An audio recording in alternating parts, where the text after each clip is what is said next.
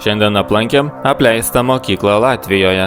Teko girdėti, kad mokykla greitai gali būti nugriauta.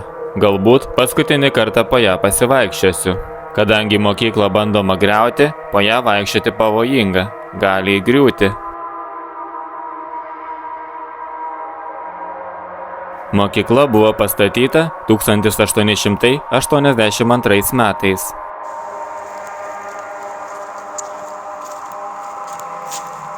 Čia va galima pralysti.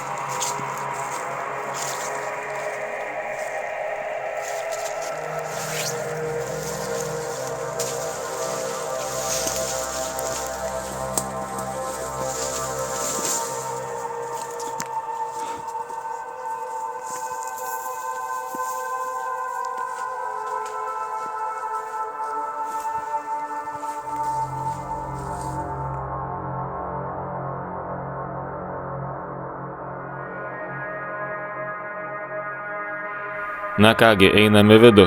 Čia kažkada buvo laiptai, bet jų nebėra.